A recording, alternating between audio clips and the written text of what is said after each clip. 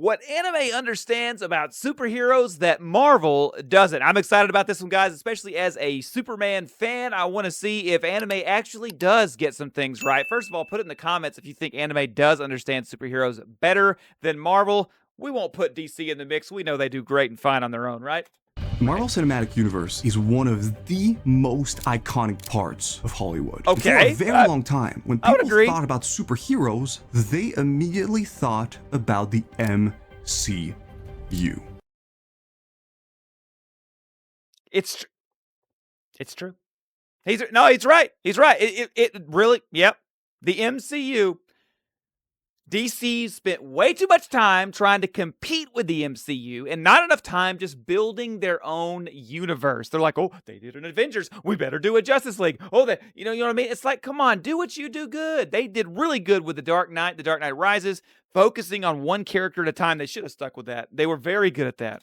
But while all of this was happening, on the other side of the world, anime was quietly releasing its own superhero stories. These two worlds didn't just feel... Wait, there's more than just My Hero Academia? Guys, I'm just learning about anime just now. I pretty much know only about Superman. If you're telling me there are more superhero animes out there, let me know which ones I should look at in the comments, please. Completely different. They also had fundamentally different ideas about what a hero is. Fast forward to today, superhero anime is thriving. Really? Okay, maybe not all superhero anime, but you get the idea. Meanwhile, the MCU How old is this video? Kinda stuck, way less relevant, and struggling to recapture that magic it once had. Okay, that's all true, yes. But why?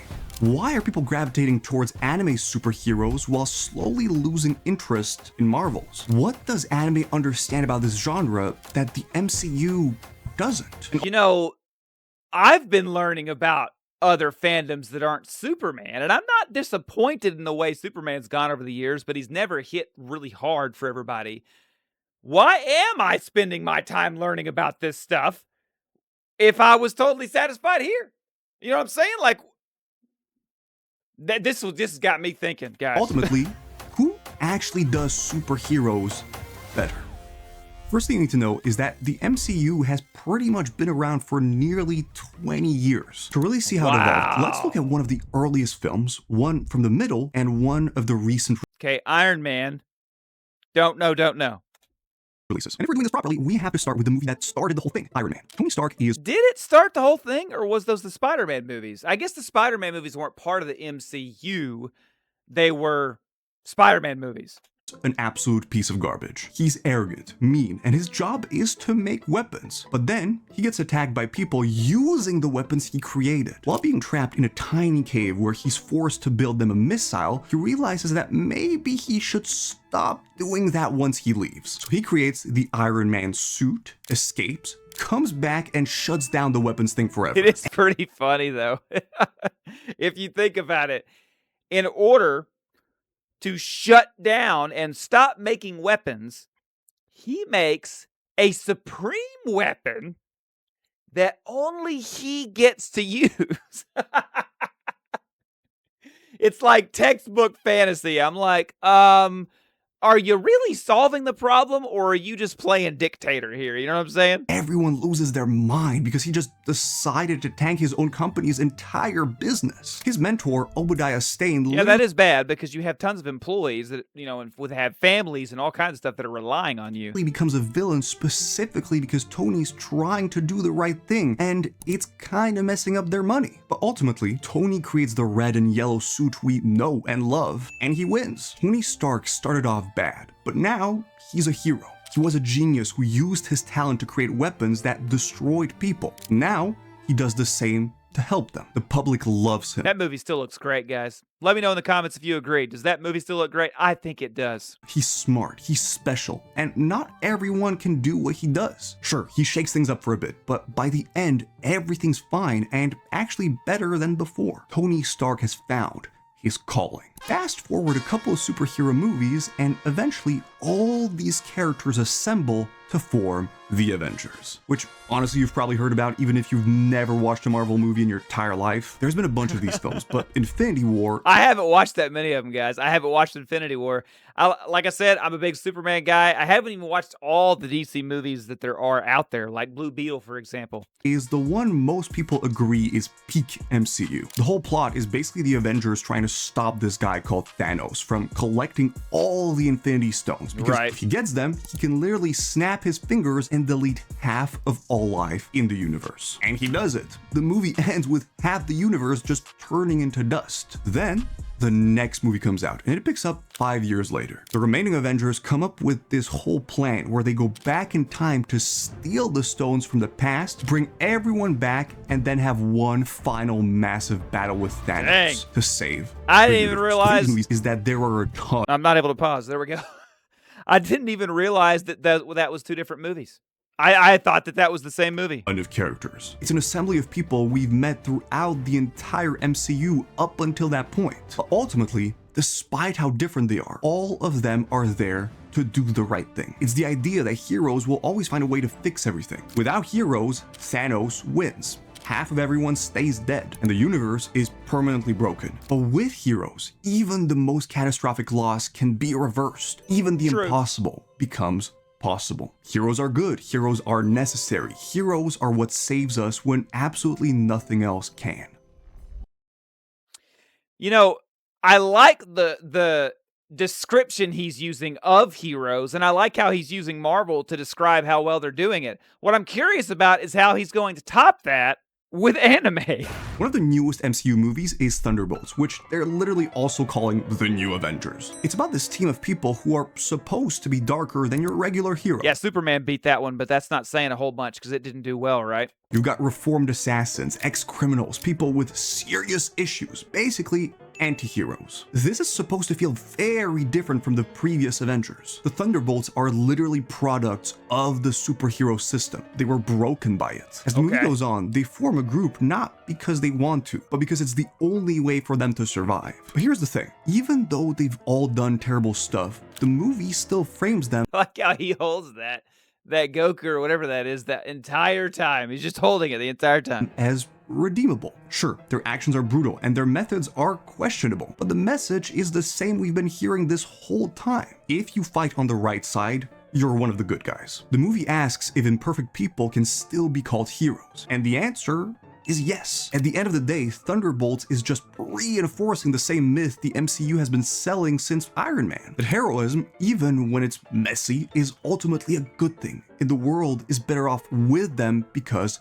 they're special and want to do the right thing. In the MCU, being a superhero is framed as a calling, a duty, usually driven by inner conviction. It's treated like something sacred, not a job you take, but a role you rise into. It's something that's reserved for a small number of people. This means that heroes are mostly trustworthy. This title is reserved for those who deserve it. If you see someone in a suit with a symbol on their chest, most of the time, you expect them to be good. True. Don't get me wrong, the MCU definitely explores the Not always, like Zod, for example. idea that heroes aren't always the solution. In fact, Captain America Civil War, which also happens to be my favorite movie in this entire thing, is an entire film that asks if heroes should be regulated and if they're actually helping in the first place. I haven't read too many comic books, so there's a good chance the vibe is completely different there. But the Marvel Cinematic Universe operates on the foundation that superheroes are special and that they are good for the world. They might cause collateral damage, but it's always justified by the bigger threat they're stopping. They might make mistakes, 100%, but they'll fix them. Their existence makes the world safer, more stable, more just. I'm really enjoying the breakdown of heroes. I like this. This is really good. I'm really curious what the anime difference is going to be. Crisis shows up, heroes solve it. When a villain threatens humanity, heroes stop them. A world with heroes is better than a world without them. Superheroes are heroes because they're heroic. And this approach works really well for a bunch of reasons. There's something deeply satisfying about knowing who the good guys are and watching them win. Thanos wants to destroy half the universe. He's wrong, and he needs to be stopped. Hydra wants to control the world. They're evil, and they need to be stopped. This gives you clarity. The inspiration is real. It motivates people. It gives them hope. The MCU's approach works across cultures, ages, and backgrounds. Billions of dollars and a global cultural phenomenon don't just happen by accident. It translates globally because the core message, good beats evil, superheroes are special, is universal. We don't need to spend time debating whether the Avengers should stop the bad guy, or if a hero is in it for the right reasons. Of course they are. That's a given, which means that the story can focus on how they stop the villains. This efficiency lets Marvel tell epic stories across multiple films without losing momentum. This approach to superheroes is a deliberate storytelling choice with real strengths, but it also has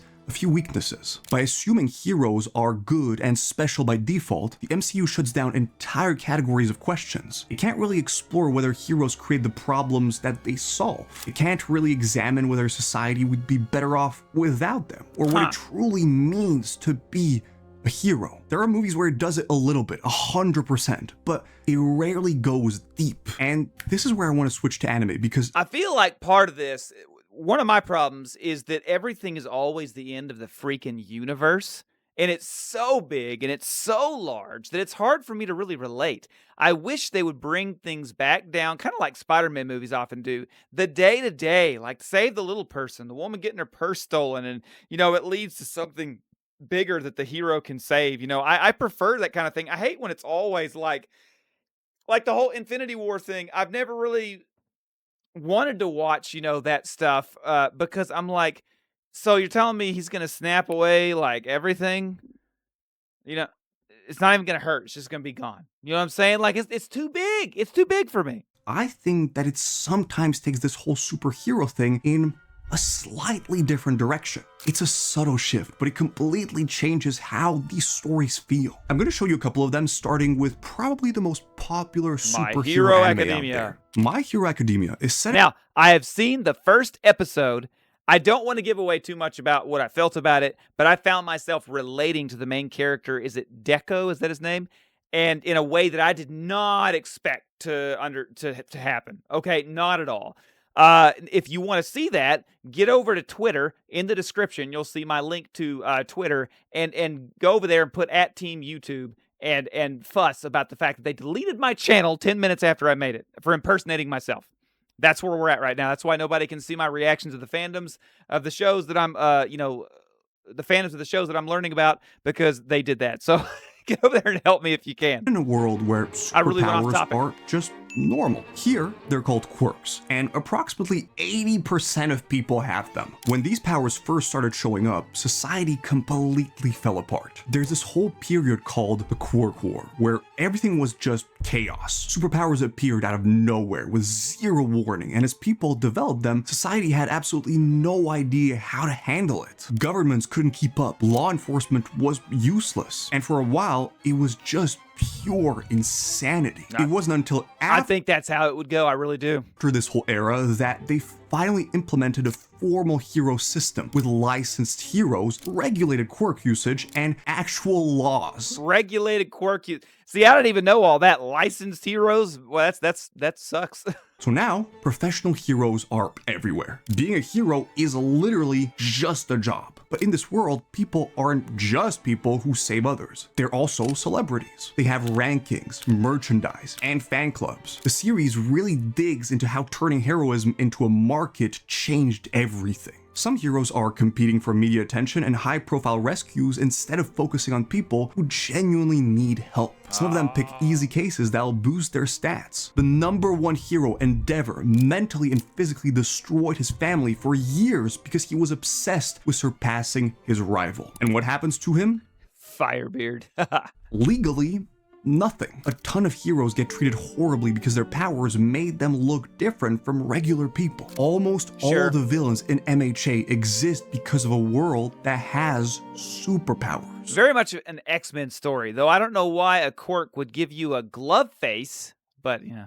When the series ends, the characters figure out ways to help people with powers, and guess what? The number of villains goes down, and there's less of a need for heroes, so their number drops too. MHA shows us that superheroes are protectors, sure, but they're also the product of a broken system. The whole series is basically asking, is society better off with or without them? That's like Batman versus Superman, the movie.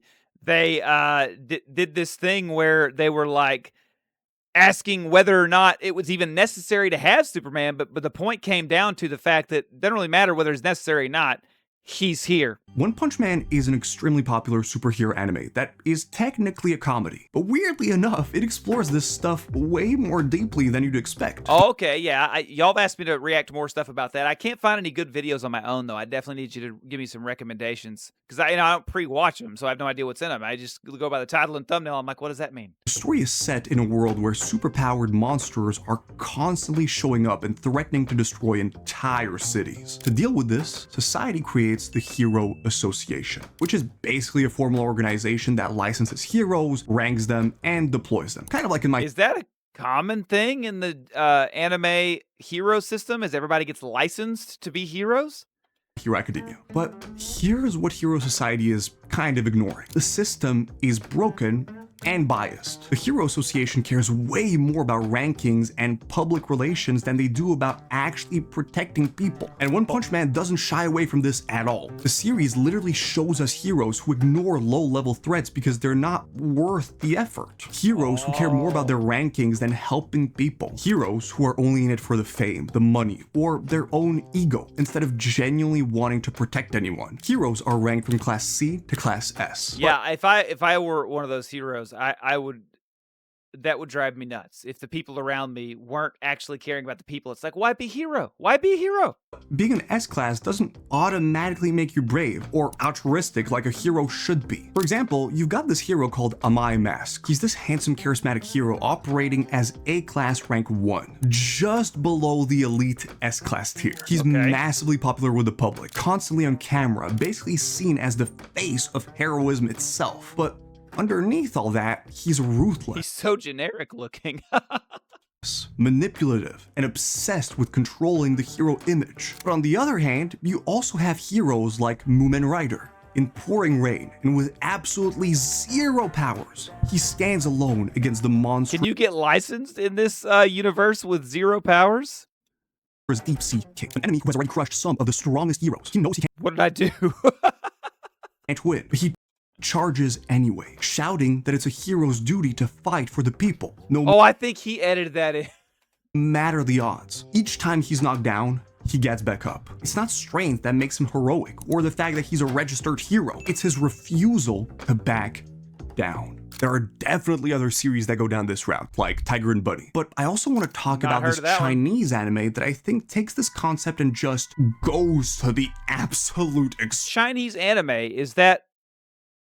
Anime is Japanese, right? So y'all need to explain that to me. How can there be China? I figured anime. I figured if it was cartoons from China, it would be called something different. It's still anime? Is all of it that way, or is it just some of it? Extreme. It is called To Be Hero X. Basically, in this world, superpowers literally come from how much the public believes in you. Like, you become a hero when people trust you enough that this— like Santa.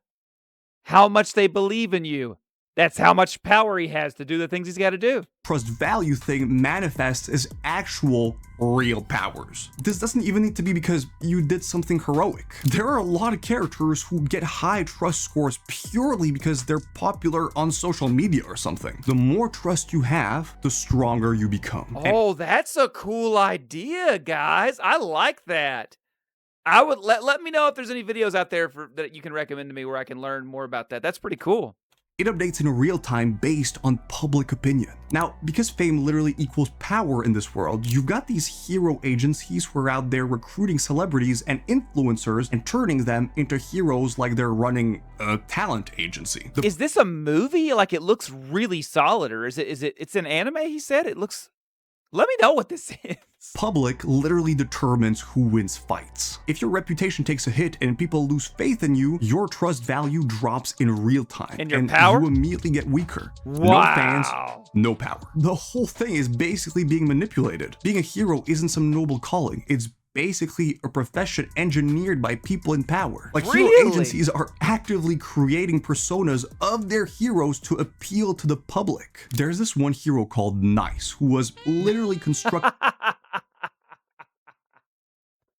Well, of course he's got powers. Everybody's like, hey, it's the nice guy.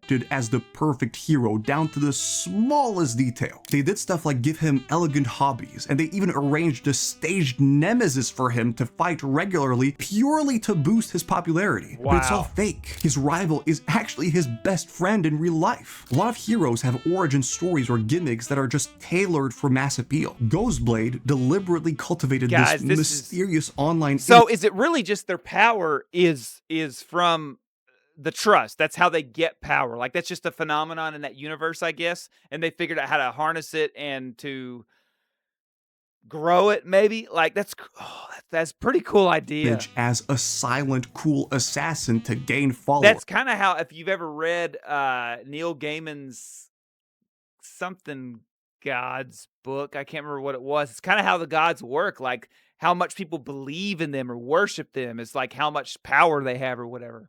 And then his agency reinforced that in all their marketing. The series shows how the pressure of being a hero, essentially living as the walking embodiment of other people's expectations, inflicts serious psychological damage.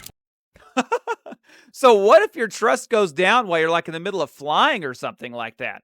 Do you just drop to the floor? Like, that's really, I got all kinds of, this is such a new concept. A lot of heroes in this show are, my brain is just everywhere, trapped by their own image. Look, there are definitely anime with classic heroes that are portrayed as demigods. It's just cool too, because it opens up the door for them to have emotions and be good or bad, because it's not actually how they are, it's how people perceive them as to whether or not they have power. A lot of them, it's much less special than that. Sometimes, it's literally just a job. You clock in, clock out, there are schools, you can get promoted, and you can get fired. Other times, there are people straight up betting money on whether heroes win or lose. And then sometimes, their actual powers are tied to how popular they are. The whole superhero thing... What was that one, that crazy color one? Loses its magic. It stops being this glamorous calling and becomes something way more ugly. These people can be noble, sure, but they can also be corrupt and completely broken. But here's the real question. Which approach is better? And honestly, the answer is complicated. If superhero stories are supposed to inspire us, give us hope, and make us feel that we can become special, then the MCU does this amazingly. But if superhero stories are supposed to make us think about the negative, does this give us hope? The answer is complicated. If superhero stories are supposed to inspire us, give us hope, and make us feel that we can become special, then the MCU does this amazingly. Okay. But if superhero stories are supposed to make us think about the negative impact of power, then anime can do a more honest and relatable job. The MCU often treats it as only those who already have the right heart become heroes, while anime often treats heroism as something more simple. Well, maybe you've got the super villains as well, though. You know what I mean? So it's not, I don't know that I totally agree with that, because the super villains are the contrast. They are the ones that, what if this person were bad? It's like Superman and Zod. That's what would happen, you know? That's why I don't like evil Superman stories. It's like, we already know what would happen if he was bad. It would be bad. You know, I want to see how he defeats the bad. People can be called a hero, but few truly are. And this changes what kinds of stories you get. Both can be powerful, but they tell very different things. But in that case, why is superhero anime doing so well while the MCU is kinda struggling? Well, personally, I think it's because anime can actually do both of these things. These series show you that heroism is complicated. I think that all these anime are slightly different. And the MCU got very much caught up in, we do this big epic thing with all of these big stars that everybody knows that have grown to love in individual movies. We make it really goofy and funny and silly. We do the same jokes. And people just got tired of it, I think.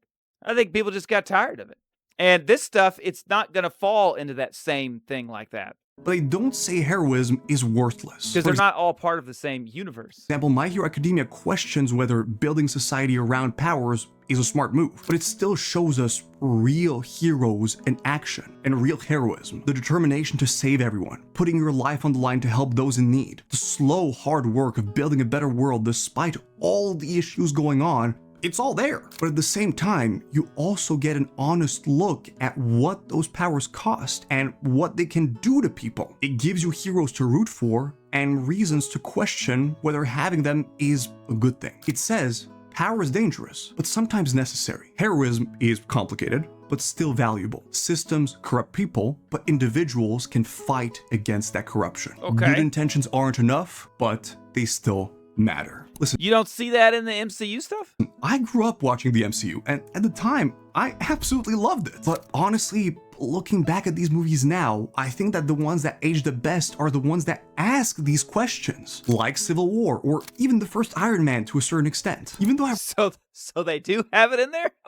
read like 3 superhero comic books, I'm kind of gravitating more towards them nowadays because I can just see that there's a larger variety of stories. There's a reason why a lot of people who were teenagers... No, he's got that right. The comic books are not like the MCU. They're all over the place. Which is kind of cool about the new DC universe is that the movies are not going to be the exact same tone of each other. like me, when they watched the MCU, don't connect with it as much now. And when I look online, I definitely don't feel like younger people are connecting to it either. There are times when you need the MCU's approach, when you need inspiration, when you need hope, when you need to believe that courage matters and that good can beat evil. But considering the world we live in now, I think that we also need something more honest. It feels like people don't want more stories about heroes who always make the right call. They want... Let me know if you agree with that, because the funny thing is everything is complaining about is the stuff that people complain about Superman and say that Marvel is the opposite of that. So I'm like, I'm confused, you know what I mean? Because I do want a hero that always makes a good call, because I don't want heroes that I can relate to. I want heroes that I can aspire to, people that make me feel like I need to do better. You know what I mean? And that's what I get out of that stuff, and I don't think it's negative. more stories about the costs of making the right call. And I think that's what superhero anime can give sometimes. It asks whether concentrating power in individuals, no matter how good their intentions, is ever truly a good thing. It suggests that maybe the problem isn't finding the right heroes. Maybe the problem is needing heroes in the first place. Ultimately, I do think that both of these have a similar message. With great power comes great responsibility. But anime's approach can feel more relevant. Guys, let me know what you think about this video, if you agree with him. I'm not sure I totally bought it all. I get the premise, I respect but I don't personally feel like even the MCU was doing all the things that he said it was doing. So I don't know, you let me know in the comments. Remember guys, like Superman, live humbly, do good.